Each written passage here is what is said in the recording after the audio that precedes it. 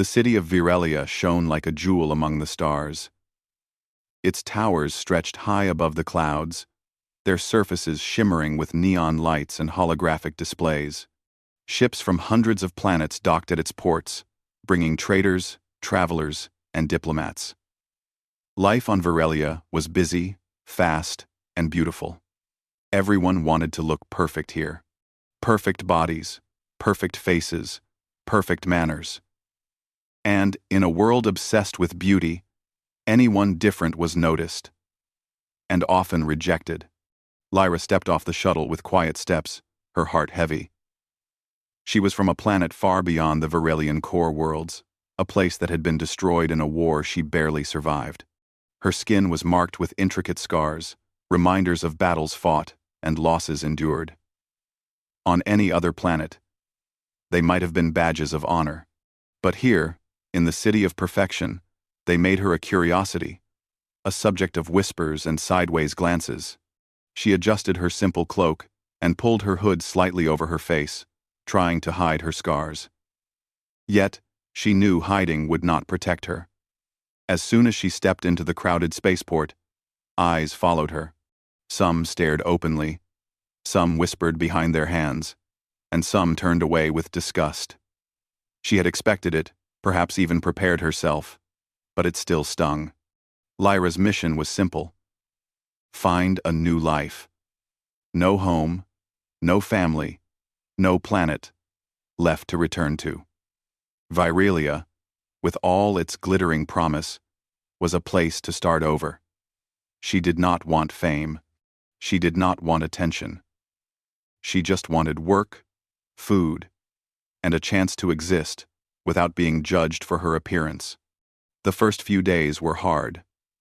Shops refused her trade applications. Council offices would not give her clearance for even minor jobs. Even casual social gatherings, places where aliens and humans mingled, turned her away. She became a ghost in the city, wandering from one district to another, careful to stay unnoticed. Yet, even in her loneliness, Lyra noticed small things that reminded her why the city was worth staying in. The markets were alive with smells and colors from hundreds of worlds. Mechanical birds with shining metal feathers perched on wires above, singing tunes she had never heard. People laughed, argued, and shared meals on floating platforms that overlooked the city's glowing canals. It was chaotic, but it was alive. One evening, after a long day of rejection, Lyra sat on a bench near a quiet canal. The water reflected the neon lights and ripples, giving the illusion of floating stars. She pulled her knees to her chest and let herself breathe.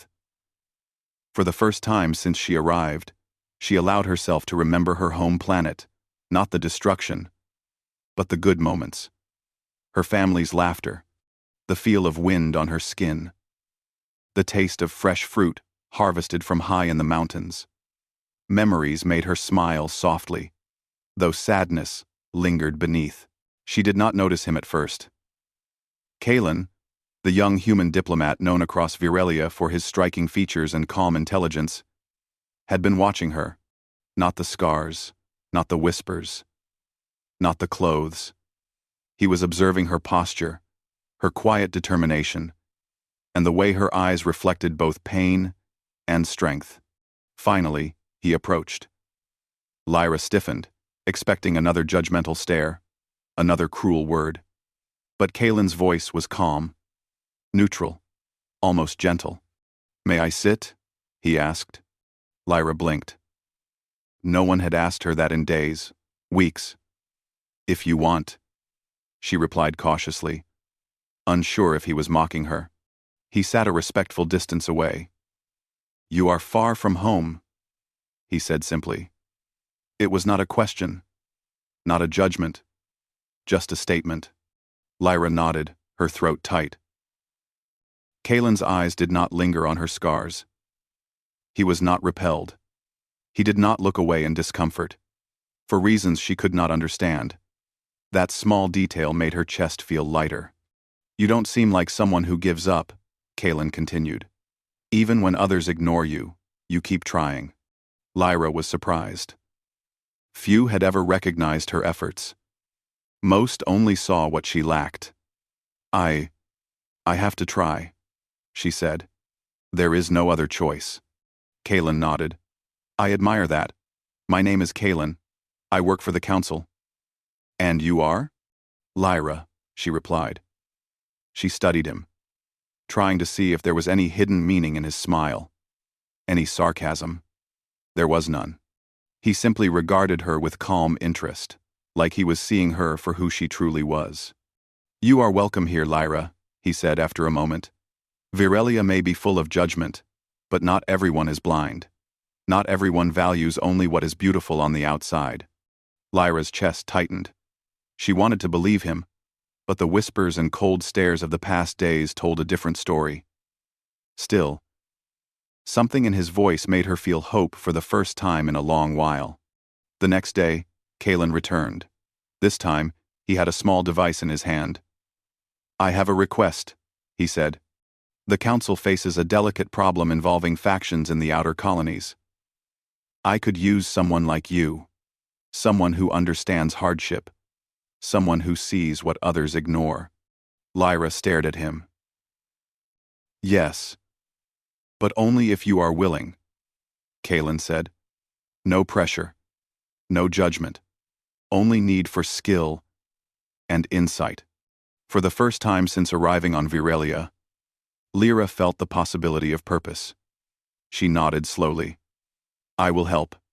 If you truly mean that. Kalen's smile was quiet, but genuine. I do. Come with me. There is much to see, and little time to waste. And so, Lyra's journey began not as an outcast hiding from the world, but as a partner in something greater. She could not yet imagine the dangers ahead, the planets she would travel to, or the political games that would test her intelligence and courage. But she felt, for the first time in a long while, that she was not invisible. Days passed.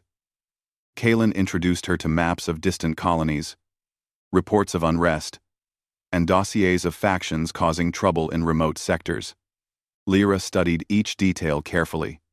Her scars, once a mark of shame, seemed to remind her of resilience, of survival. Every lesson learned from her past life now became a tool for the future. As they worked together, Lyra noticed subtle things about Kalen that surprised her. He treated everyone with respect, whether they were high-ranking diplomats or lowly traders. He asked questions carefully, listened to answers patiently, and never assumed he knew the truth before hearing it. And in moments of danger, small missteps during their initial field tests, he never criticized her. Instead, he guided, corrected, and encouraged. It was strange, this feeling of trust.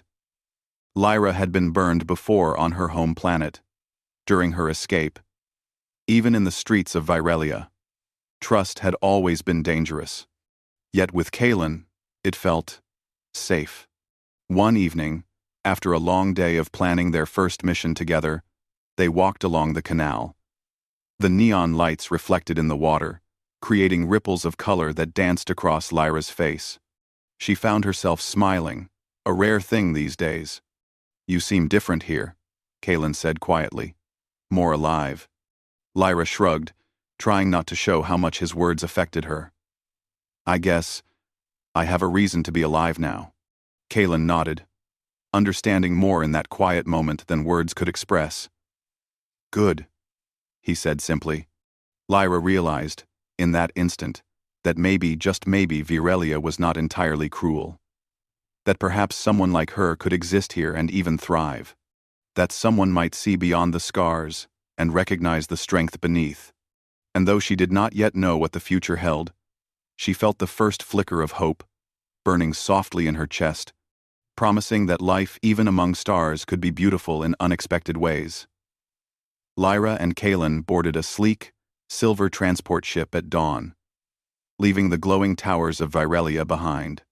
The stars stretched out like endless diamonds, and the hum of the engines felt like a heartbeat beneath their feet. Today marked the first real step of their partnership, a mission to the outer colonies, where political unrest had begun to grow dangerously. Lyra had studied the reports all night. She knew the factions they were to investigate were not just political. They were armed, clever, and desperate. She adjusted the strap of her gear and glanced at Kalen, who was reviewing the star charts with focused precision. Despite the calm exterior, she could sense the weight of responsibility he carried. "You're quiet," Kalen said finally, glancing up at her. "Thinking about the mission?" Lyra shook her head. "Thinking about surviving it. These colonies, they are not like Virelia. People trust no one. And danger is everywhere." Kalen nodded slowly. "Exactly.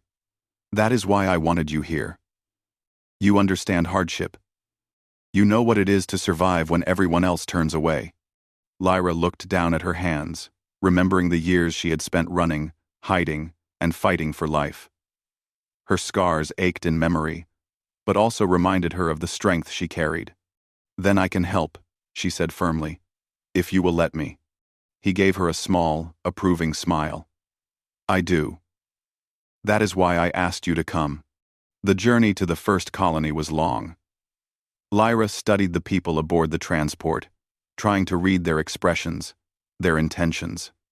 Some stared openly at her scars, curious and judgmental.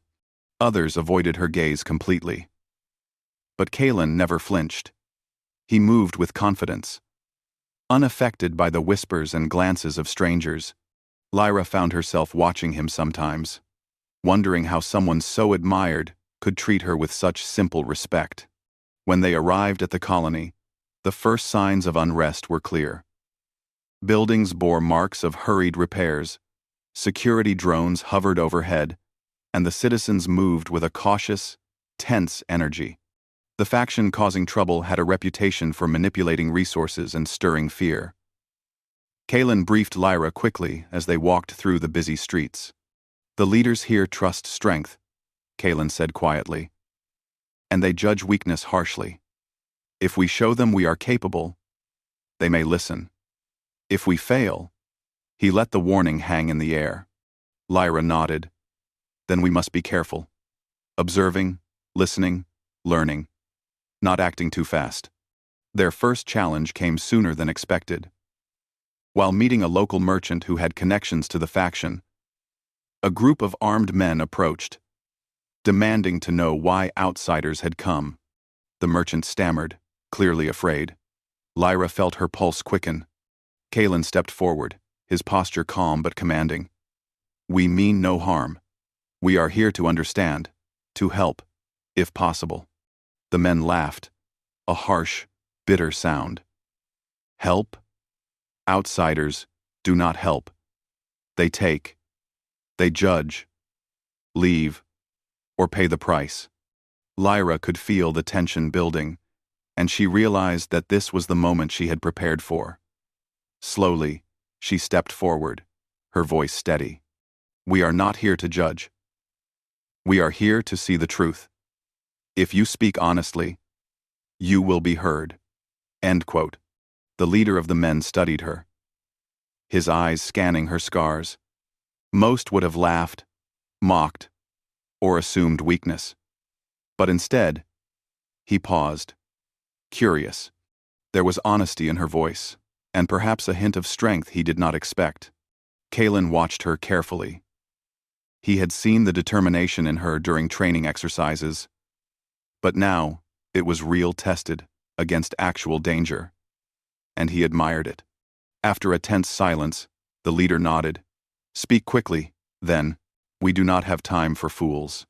Lyra shared what she knew from the council's reports, carefully choosing words that could not be twisted or misinterpreted. She listened to the men's concerns, noting the fear, anger, and uncertainty behind their words. For hours, they talked. And by the end of the discussion, the men had agreed to provide information and help maintain peace, something Kalen admitted was rare in such situations. As they left the meeting, Kalen turned to her. "You handled that very well," he said quietly. "You understand people. Not just what they say, but why they say it. That is rare. They say. They. Lyra felt a small swell of pride.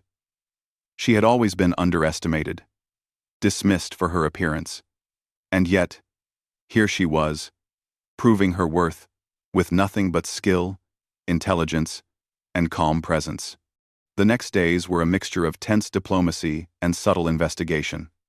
They visited trade hubs, spoke with colony leaders, and uncovered plots meant to destabilize the fragile peace.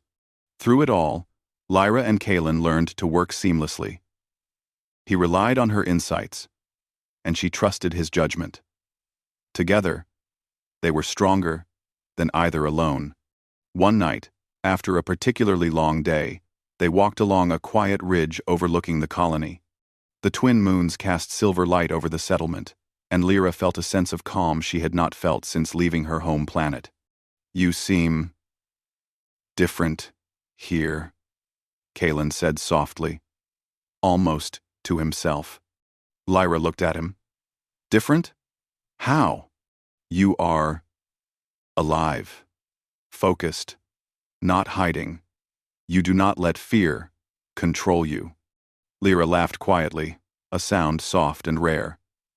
"It is not easy. Fear is always there. But I cannot let it stop me.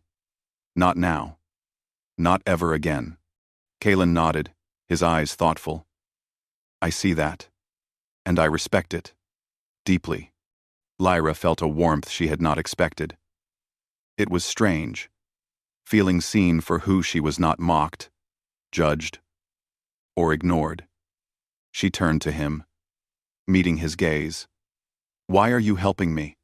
she asked quietly. Kalen hesitated, then said, "Because I believe people have value beyond what they look like, and because I can see that you matter. What you do, how you think, it makes a difference."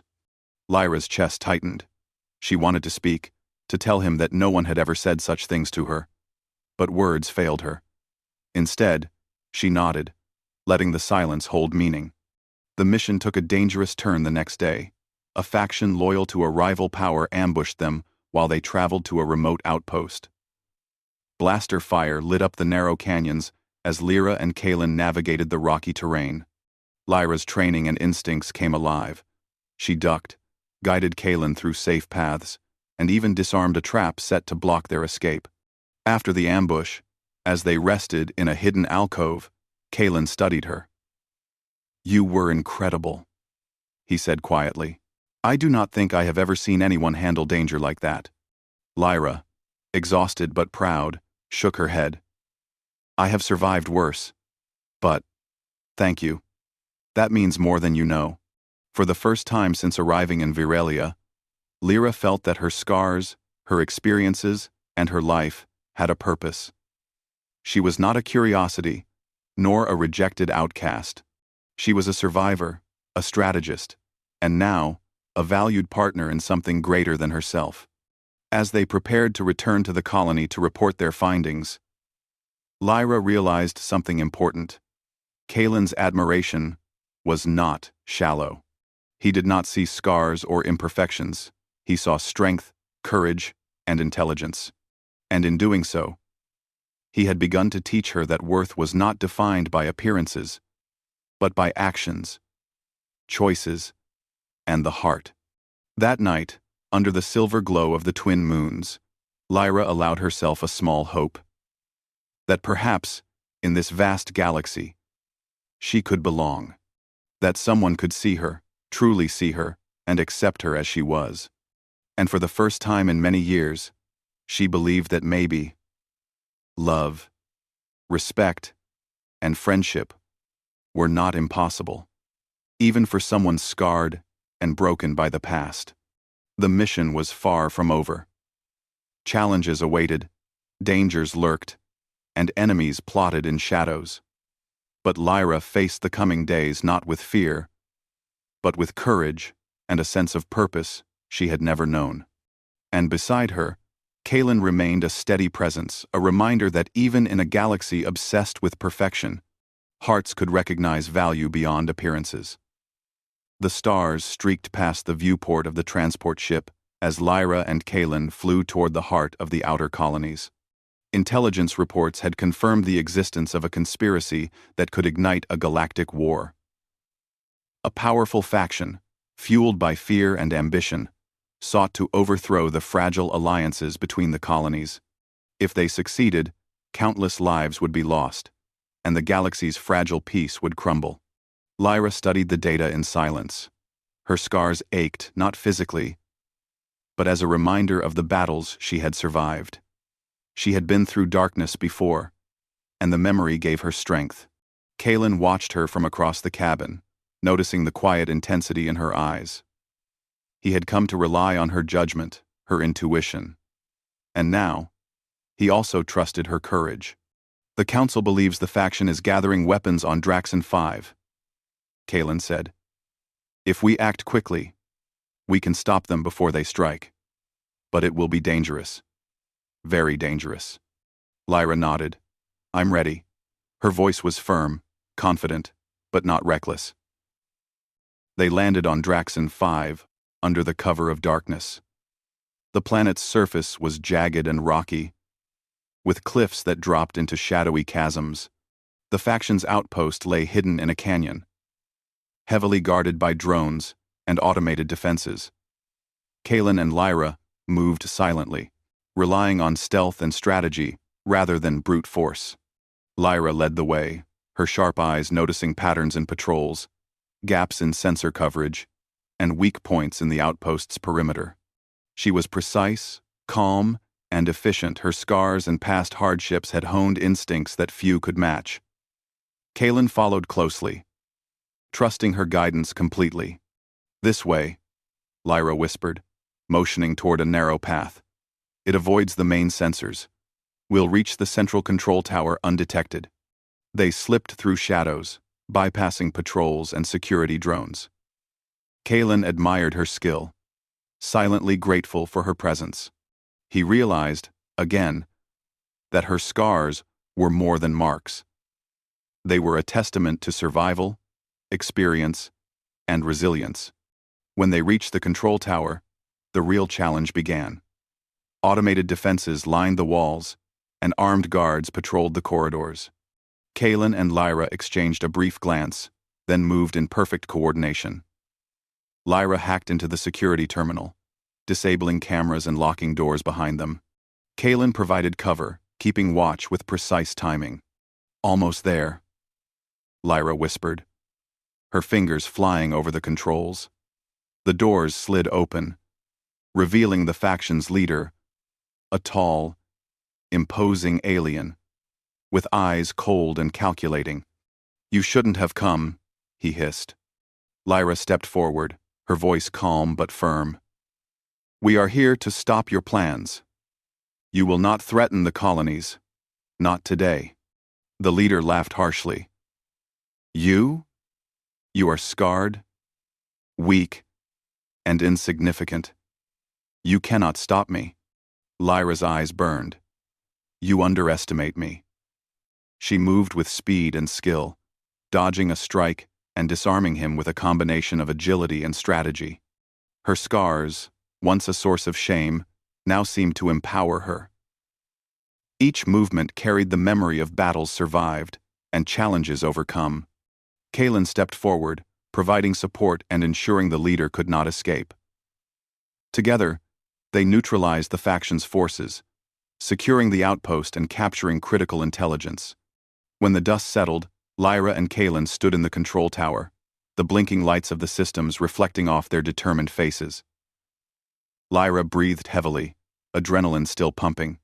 Kaelin placed a hand on her shoulder, his expression one of genuine admiration. You were incredible, he said quietly. I have never seen anyone move, think, and fight with such skill. Lyra allowed herself a small, proud smile. I had no choice. This is what survival teaches you. As they prepared to report back to the council, Lyra realized the full scope of what they had accomplished. The faction's plan was dismantled. Hundreds of lives had been saved. And through it all, she had proven that her scars did not define her. They amplified her strength, intelligence, and courage. Back on Virelia, news of their success spread quickly. The citizens who had once ignored or mocked Lyra were now watching her with awe and curiosity. The scarred alien woman who had been rejected and dismissed had become a hero. At the council hall, Kalen formally presented the intelligence they had gathered. These reports show not only the threat that was prevented, but also the incredible courage and skill of our ally, Lyra, he said. His voice echoed through the chamber, and all eyes turned to her. Lyra stepped forward, standing tall despite the whispers and stares. She felt the weight of history, of survival, and of triumph. For the first time in her life, she felt fully seen not for her scars, not for her appearance, but for her actions, her intelligence, and her heart. After the council session, Kalen approached her again, his expression softer now, more personal. Lyra, he said, you have changed more than this city. You have changed me. You have shown that courage, heart, and determination matter far more than appearances. Lyra felt a warmth she had never known. I thank you, she said softly, for believing in me. She said, for believing in me. Kalen smiled, reaching for her hand. I do more than believe. I admire you. And I care for you. Lyra looked into his eyes, seeing honesty, respect, and something deeper, something that went beyond admiration. She felt her heart respond, a connection that had been growing quietly since their first meeting by the canal. I care for you too, she whispered. The city that had once rejected her now celebrated her courage.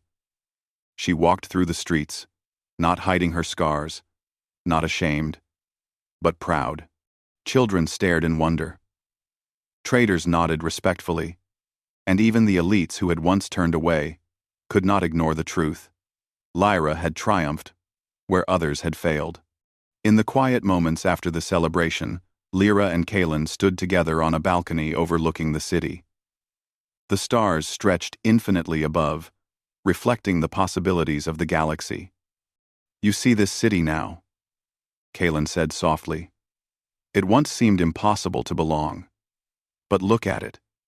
Look at yourself. You belong. You are valued. You are seen. Lyra smiled, letting the wind play with her hair. It feels strange. Beautiful. I never thought I could feel this way again. Kalen nodded. You are stronger than you realize. Your scars tell a story, Lyra. Not one of weakness, but of survival, wisdom, and courage. And now, you are also a symbol. To this city, to the colonies, to the galaxy, people will remember what you have done. Lyra's chest tightened. The journey had been long, hard, and filled with fear. But standing there, with Kalen by her side, she realized that all of it had led her to this moment. She was no longer the rejected outsider. She was a hero, a survivor, and someone who could inspire hope. Kalen reached for her hand again, squeezing it gently. Whatever comes next, we face it together. Lyra nodded, her eyes shining. Together. And so, in the city that had once judged her for her scars, Lyra stood tall not because she had conformed, but because she had remained herself. Her scars, once a symbol of rejection, had become emblems of strength.